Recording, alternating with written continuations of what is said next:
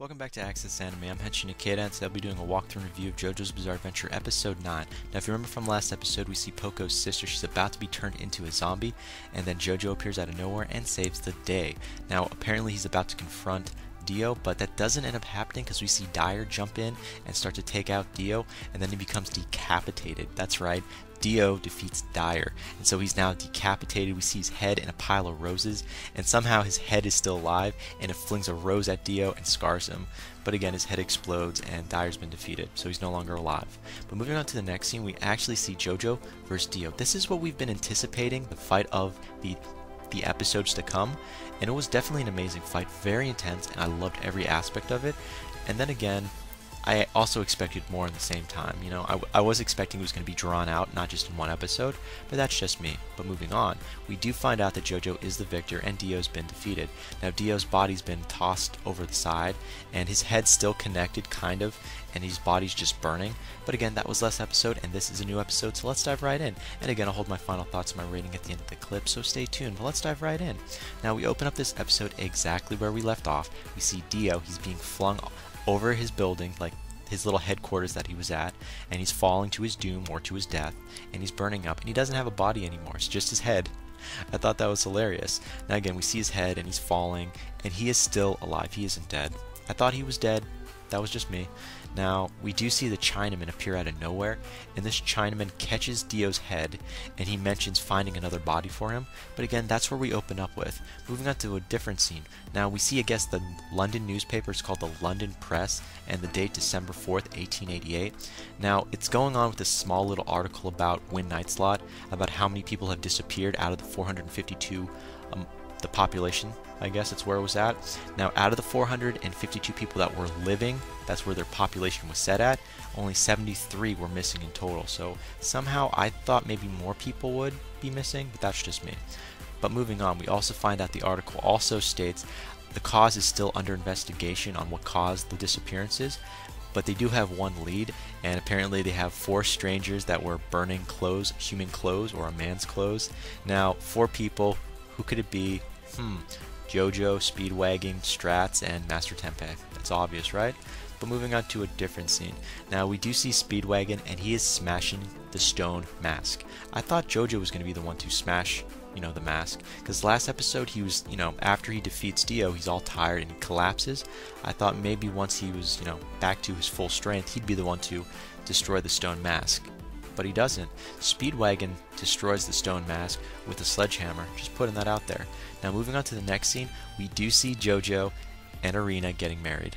That was an amazing scene in my opinion. We do see them getting married, and it was like finally, a little soon though. I thought it was going to be spread out throughout the series, but my bad. They're getting married right away. That works. Now, we also find out their honeymoon's going to be in America, and they'll be on a boat. So they haven't left for their honeymoon yet, but they're going to be in America for their honeymoon. Now, moving on past that, we do see Speedwagon, and it looks like he's reading some type of newspaper, and then he notices, crap, he's going to be late to see, JoJo and Erina off for their honeymoon, so he just rushes right out. So he's gone. Now, we are taken to a different scene, and we're introduced to a new character by the name of Father Styx. Now, Father Styx is a priest, and apparently he's on a mission to Mexico, and he's also boarding the same ship as JoJo and Erina. So I thought that was kind of coincidental, right? A priest, going on the same boat as JoJo. I mean, it could have been any priest. It's just how it was focused around one priest. I thought it must mean something. But we are taken to a different scene, and we do see everyone else lining up to say goodbye to, JoJo and Erina. There are 2 characters, or at least one character that I'm unfamiliar with that was among the group next to Strats and Master Tempeh and Speedwagon. Now, I know Poco, or at least there's a little kid that looks like Poco that's there. I recognize that kid, or I think I should. But there was another character that I was unfamiliar with and we were not introduced to. But that might just be me. Just putting that out there. I don't know the identity of this character. But we are taken to a different scene. Now, we see a couple guys and they're lifting, it looks like, a coffin, and they're loading it up to JoJo's ship. The ship that JoJo and Erina are going to be transported onto America. And it's a coffin. I'm like, who could be in the coffin? Come on, it's the Chinaman and Dio. Are you kidding me? Or at least Dio in general, because that's Dio's coffin. So isn't that a bitch in general? I mean, a decapitated man inside of a coffin to get his revenge on JoJo. on his honeymoon. Oh my god, really? We're going there? Yeah, we're going there. Now again, they're loading up their coffin to the ship, and we find out it was the Chinaman. Apparently he paid these workers the night beforehand to load up their coffin.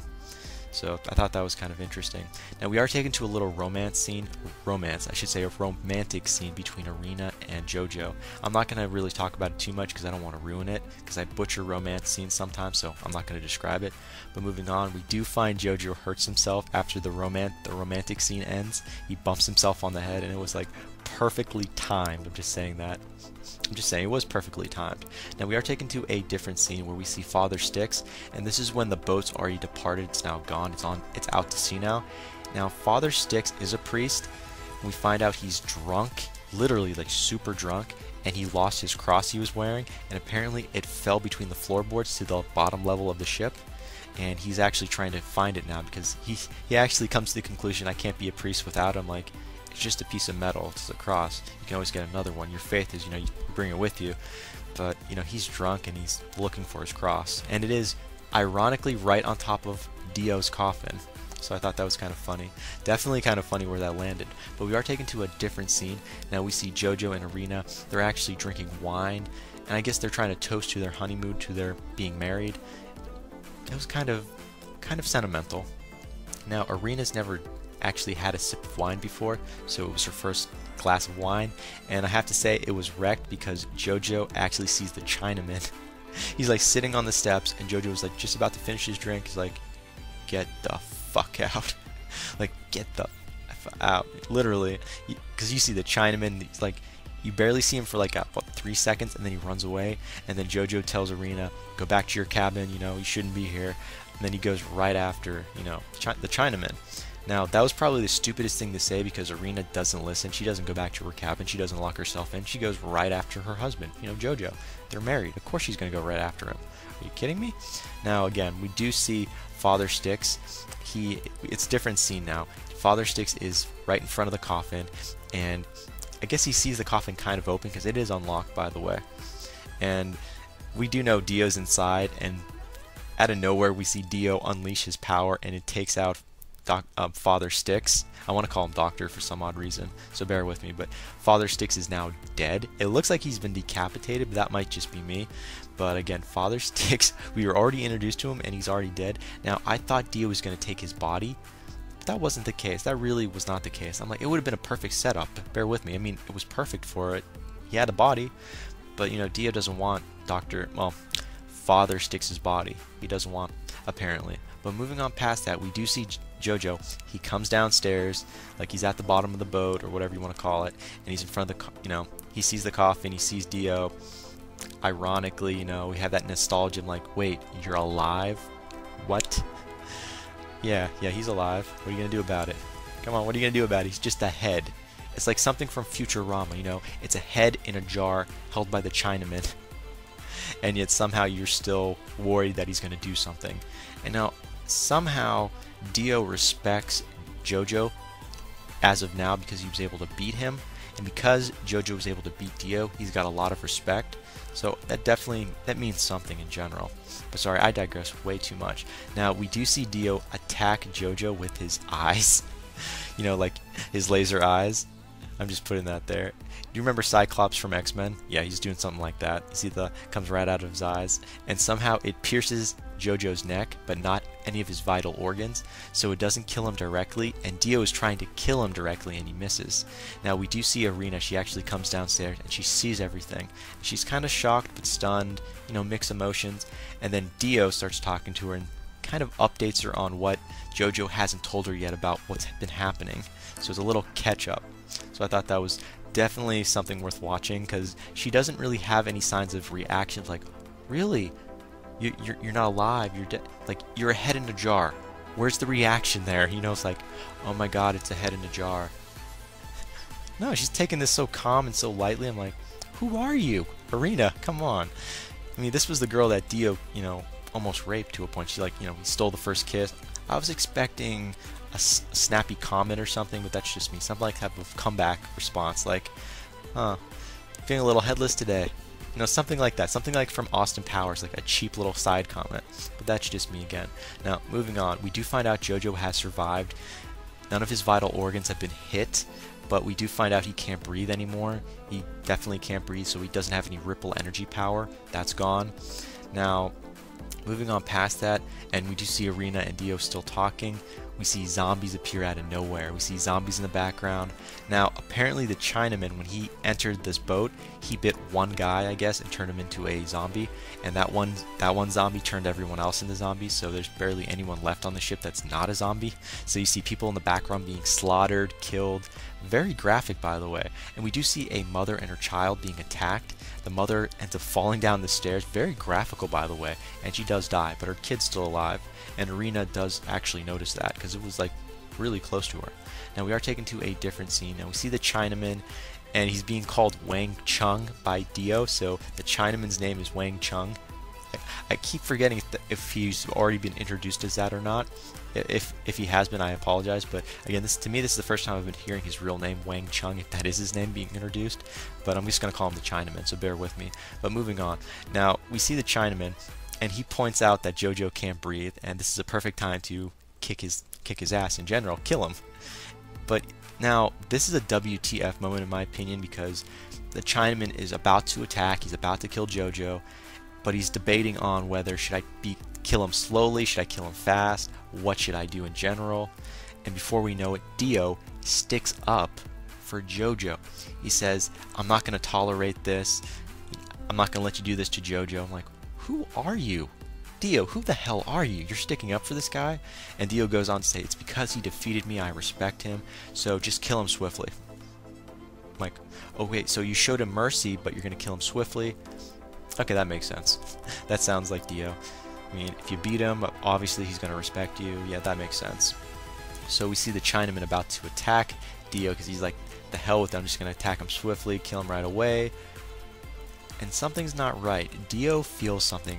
He's like, something's not right, because we see JoJo kind of making a different type of stance, and it looks like he's going to use the rest of his ripple energy that's left, even though he can't breathe. And he attacks the Chinaman. But Dio, he called this ahead of time. He knew it wasn't going to work. But the Chinaman says screw it. He does it anyways. And the Chinaman's defeated. Now his body has been flung on the other side of the boat into the gears, into the engine room of the boat where the steam's being produced.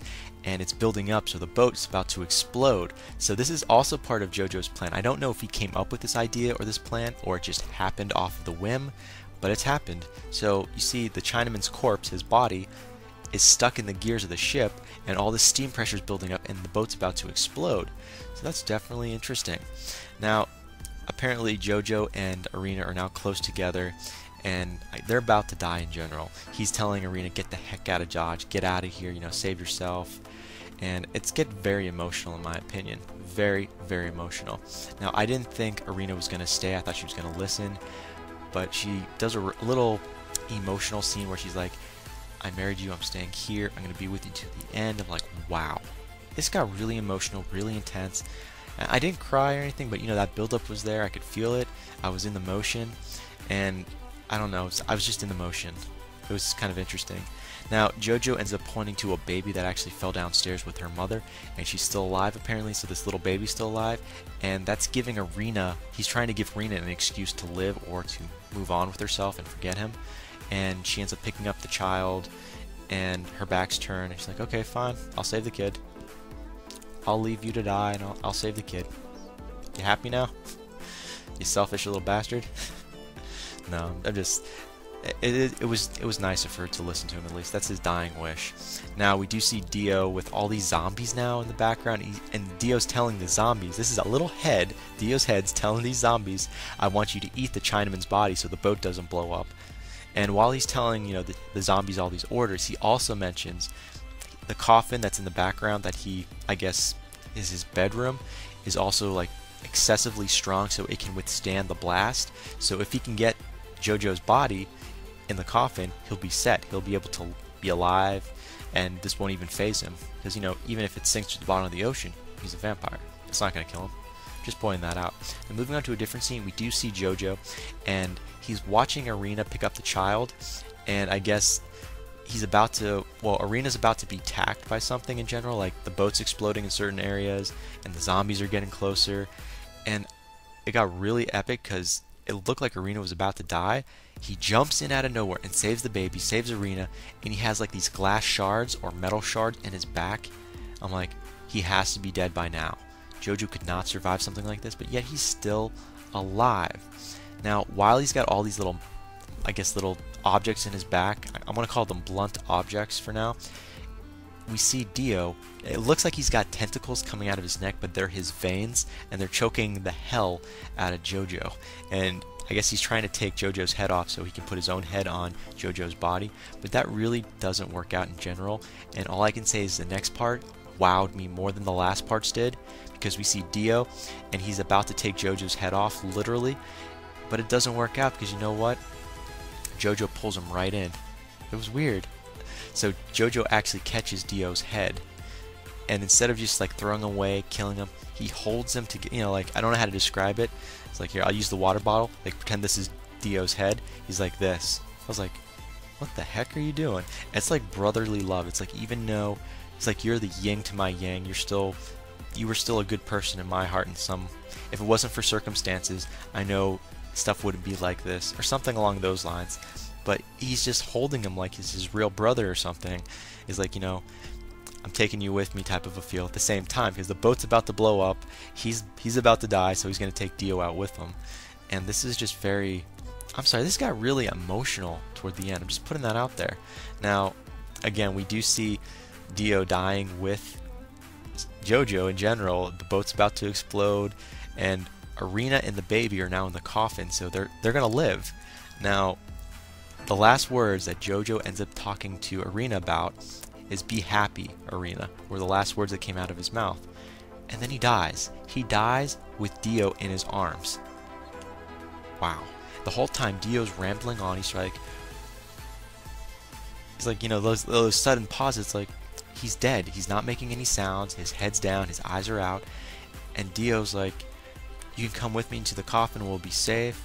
You know, you can live forever. It's like, he's rambling on, and Dio's dead. Well, not Dio in general. JoJo's dead. And if JoJo's dead, Dio's dead.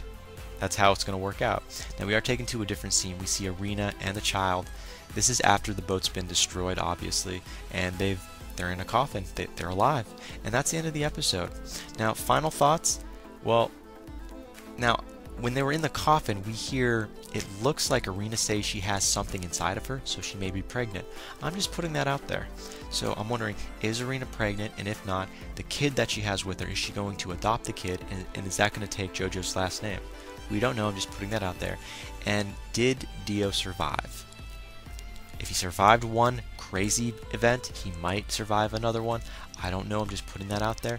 Now, as for strats, Master Tempeh and Speedwagon, I can't wait to see them in the next episode, since there's a little time skip. So I can't wait to see where that's going to go. As for the stone mask, I'm wondering if there are more stone masks throughout the world. We don't know, because I love the ending themes, like past the ending credits you hear like the song and then you see the masks. I'm wondering, it looks like they're Aztec masks or something. If we're going to see more of those masks, we don't know. Just putting that out there. We might.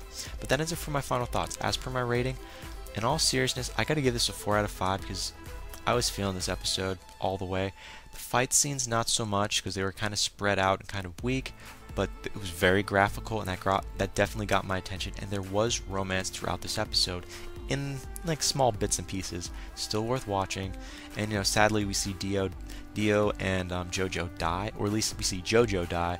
So that was definitely very sad. But that doesn't mean I'm gonna like subtract points just because of that scene, because you know what? To each their own. It was a great scene regardless, and I liked it. So again, final rating, 4 out of 5.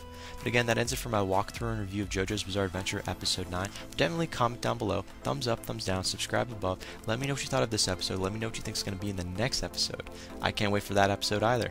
But definitely check me out on Twitter and follow me if you like. But again, that ends it for now. And before I go, I gotta say it. Can't stop the access, but you can watch the feed. I'll see you later, guys.